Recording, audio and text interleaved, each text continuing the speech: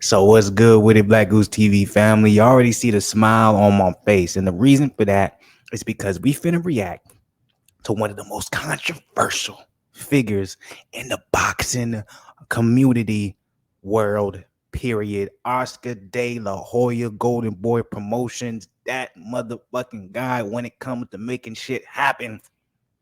We finna listen to my guy have some particular words for Gervonta Davis himself. Now let me go ahead and put a little bit of context when it comes to this reaction video. I'm not going to be too long-winded with this because you guys are all here to hear what Oscar De La Hoya got to say.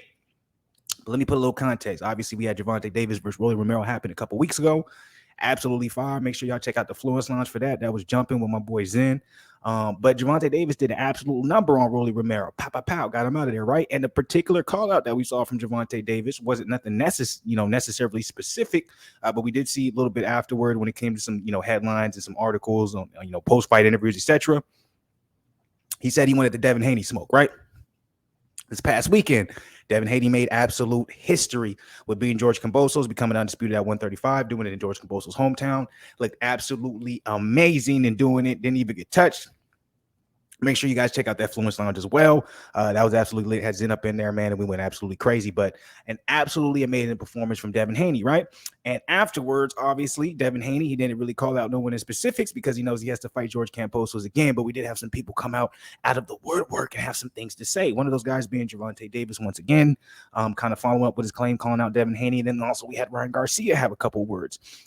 Now, to bring this all in full totality to what we're about to be watching or reacting to when it comes to this Oscar De La Hoya video, is despite that, we still had a back and forth between Ryan Garcia and Gervonta Davis. Not only that, we also, if you guys remember when it came to the Rolly Romero Gervonta fight, there was a clip where Ryan Garcia was basically saying, fuck Golden Boy, we going to make this fight happen between me and Gervonta Davis. This is the fight I want. It's going to happen. So we've heard this before from Ryan Garcia about a year and a half ago, where he said the Gervonta Davis fight was the fight he wanted. So that's all context, right? Because most of you guys probably already know that if you're boxing heads. But just know that it seems like the most likely fight to happen when it comes to all these future young guns and young stars in the 135, 140 division, maybe it's Ryan Garcia and Gervonta Davis. I don't know. I don't know how much truth that is. Maybe we're just using this all for media to hype everything up. But we are basically going to be reacting to Oscar De La Hoya saying that he is willing to offer a 50-50 split that is worth multiple millions of dollars, probably one of the biggest paydays Gervonta has ever had, per his words, for Ryan Garcia fight in November. How serious this is? Am I just reacting to some shit that we all know when it comes to boxing? It's a whole lot of talk, but not enough walk. Let's go ahead and find out. Let's get into this video. As always, hit the like button, y'all. Subscribe to the channel, man. Notification gang. Comment on this joint. Show love to your boy because you already know the only reason I do this is for y'all. So I appreciate you for it. But let's go ahead and get into it. Let's see what Oscar De La Hoya had to say and if he's as controversial as ever. Let's get it. His final test before he gets to the likes of Gervonta Davis or Devin Haney, who looks so sensational in Australia this past weekend? Yeah, look, I mean, obviously, the lightweight division is one of the, if not the hottest division in boxing today. I mean, when you talk about, Devin Haney and Kambosos and Gervonta Davis with that spectacular knockout, Rollies is still in the picture, I believe. Yeah, absolutely. Real quick, I didn't mean to stop it, y'all. But do you guys remember, if you're boxing heads, like 2-3 years ago, the heavyweight division was the hottest division? The three-headed monster, Deontay Wilder, Anthony Joshua, Tyson Fury, the What Ifs, and Big Baby Miller, Luis Ortiz, Joseph Parker's of the world, Joe Joyce is coming up. And now it's shifted, and we're all talking about the lightweight division, right? Heavyweight division is kind of... Then you have Teofimo Lopez. But it's funny because, all those fighters have held world titles, and they've been in the limelight, and they've been in big fights. But all roads still lead to Ryan Garcia. What y'all think about that, Black Goose TV family? Oscar De La Hoya said, even with all this greatness happening in the 135 division, all these guys, by the way, he forgot to mention Tevin Farmer. Tevin Farmer is still in that mix, so don't be disrespectful to Tevin because he's still there. But even with all those names he named, he said all roads lead through or to Ryan Garcia. How accurate of that statement do you think that is, Black Goose TV family? Or do you think he's just capping? Because obviously, you know what I'm saying? You got to cap to make the money. You already know what it is. and July 16th is going to be very, very important against Fortuna, two-time ex-world champion. It's going to be a great test in front of some really bright lights at the crypto arena. But I'm ready to make Gervonta Davis a multi-million-dollar offer to fight Ryan Garcia in November. Wow. I know that Tank Davis, I believe, had his last contractual fight with Mayweather Promotions. I'm not sure who's promoting him now, but I'm willing to split this fight down the middle. I'm willing to make this fight available on DAZN and make the fight available on Showtime pay-per-view and split it right down the middle, and let's make this fight happen. That's the way it can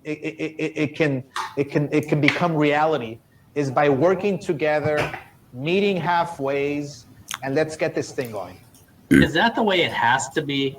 Okay, so a lot of people might hear that and be like, "Man, this guy Oscar De La Hoya is capping. He don't want to make the. He don't want to make. Look, if you guys haven't noticed, he has the very same rhetoric when it came to the Jaime Munguia fight with Jamal Charlo, right?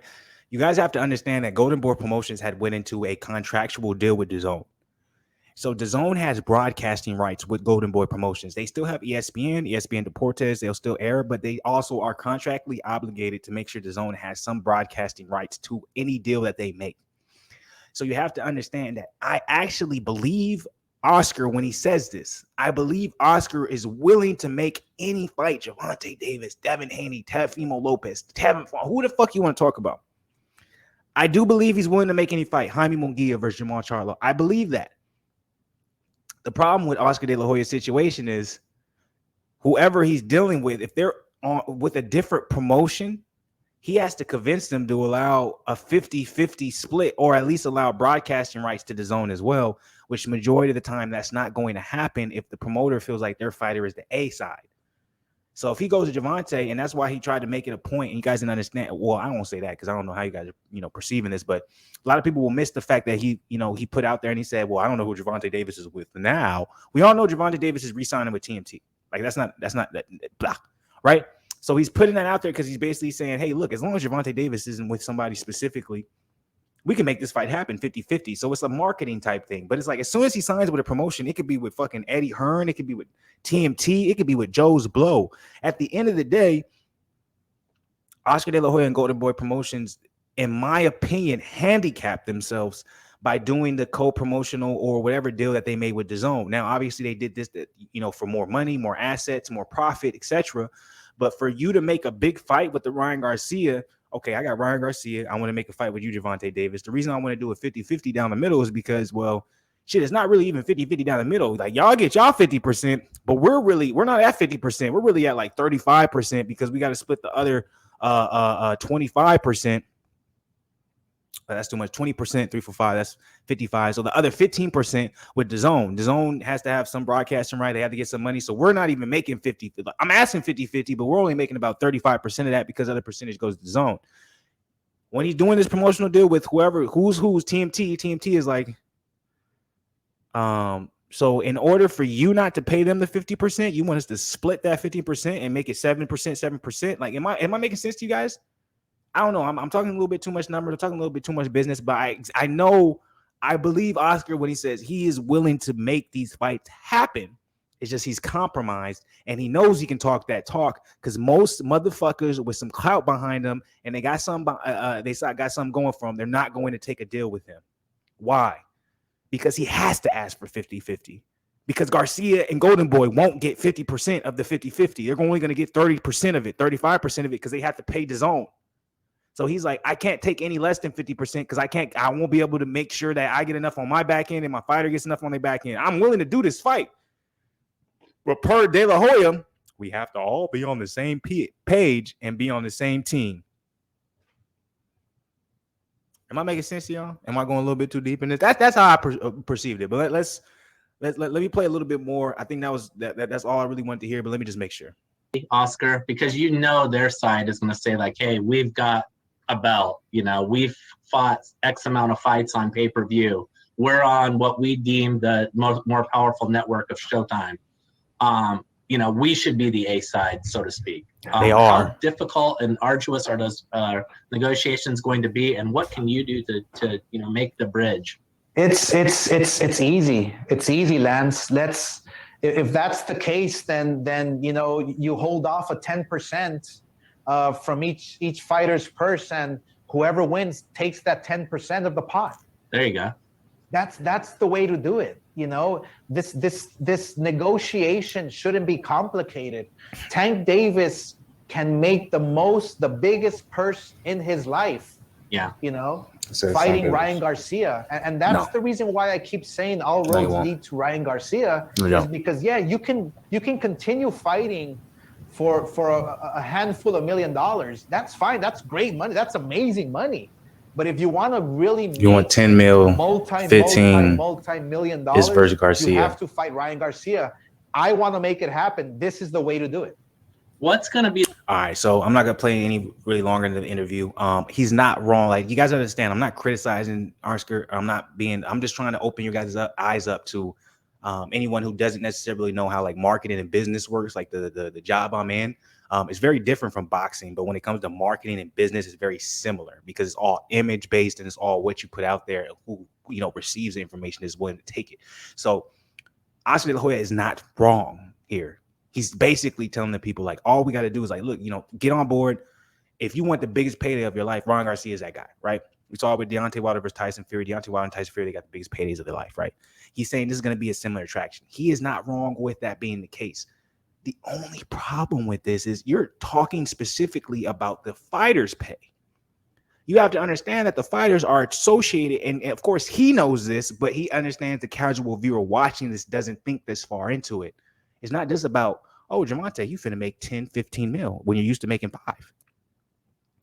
Gervonta and his team now and his promotional team is going to be like, okay, yeah, he makes 10 to 15 mil, but how much us as a promotional company are we going to recoup to make sure that we make not only in the surplus of what we spent, but we're also in a position where we have enough money made where we can put that back into whatever we're trying to do. So it ends up being a positive on both sides. And that's how it's looked at.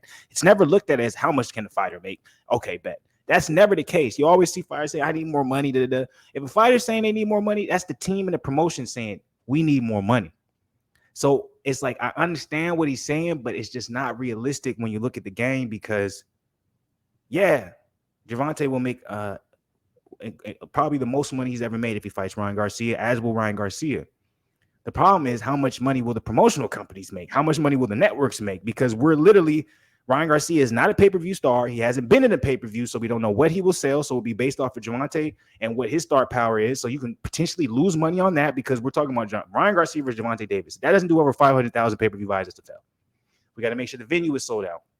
Now we got to make sure we make enough money and revenue when it comes to the pay-per-view sales that makes sense for us to split all this shit down 3 ways because they'll be splitting it 3 ways. They'll be splitting shit probably 4 ways if we're talking about Gervonta, TMT, which is the money team, then Showtime, PBC, Oscar, Golden Boy Promotions, and then DAZN. We're talking about a 4-way split. So how much money is there for there to be residual for the business to make, not just the fighters? That's like you working for a company, right? And the owner saying, hey, I'm going to pay you $100K a year, even though as a company, we're only bringing in about 120. So all our resources is going into this one employee, but we're only bringing back 20K in residuals. The fuck type of business. So that's I'm trying to simplify this thing to a level where you guys can understand. Hopefully you guys get what I'm saying. I'm not gonna be too long-winded. I'm gonna leave it at there. I already went over the top. I didn't even mean to talk this much about it. As always, man, I love y'all. Appreciate y'all. Blessings. Comment below what y'all think about this particular video. Here for now. Back later. Back greater than ever. You already know what the game is on Sports Niggas side of the game. And remember, I'm saying it the right way. I ain't saying it the wrong way. I'll be back. Love y'all.